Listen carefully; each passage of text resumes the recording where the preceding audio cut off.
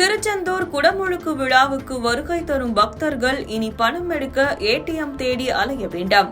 கோவில் நிர்வாகம் உங்களுக்காகவே ஒரு அசத்தல் ஏற்பாட்டை செய்துள்ளது. என்ன என்பதை பார்க்கலாம். திருச்செந்தூர் சுப்பிரமணிய சுவாமி திருக்கோவிலில் வருகிற ஜூலை 7ஆம் தேதி குடமுழுக்கு விழா கோலாகலமாக நடைபெறவுள்ளது. சுமார் 300 கோடி ரூபாய் மதிப்பீட்டில் நடைபெற்று வரும் சீரமைப்பு பணிகள் நிறைவடைந்துள்ளன. இந்த குடமுழுக்கு விழாவிற்கு தமிழகம் மட்டுமின்றி வெளிமாநிலங்கள் மற்றும் வெளிநாடுகளில் இருந்தும் 10 லட்சத்திற்கும் அதிகமான பக்தர்கள் வருகை தருவார்கள் என எதிர்பார்க்கப்படுகிறது. பக்தர்களின் நலனை கருத்தில் கொண்டு கோவில் நிர்வாகம் விரிவான ஏற்பாடுகளை செய்துள்ளது. இதில் உணவு, தங்குமிடம், சுத்திகரிக்கப்பட்ட குடிநீர், கழிப்பிட வசதி மற்றும் போக்குவரத்து வசதிகள் உள்ளிட்ட அனைத்து அடிப்படை தேவைகளும் அடங்கும். பக்தர்கள் பண தேவைகளுக்காக பேருந்து நிலையத்திற்கோ அல்லது வெளியூருக்கோ அலைய வேண்டியதில்லை.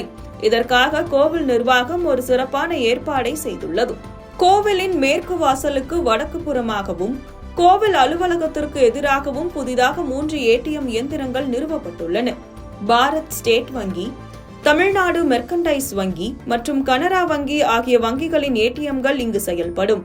இந்த ஏடிஎம் வசதி குடமுழுக்கு விழாவிற்கு வரும் பக்தர்கள் நினைத்த நேரத்தில் எளிதாக பணம் எடுத்துக்கொள்ள உதவும். மேலும் இந்த ஏடிஎம்கள் நிரந்தரமாக இங்கு செயல்படும் என்பது பக்தர்களிடையே பெரும் வரவேற்பை பெற்றுள்ளது.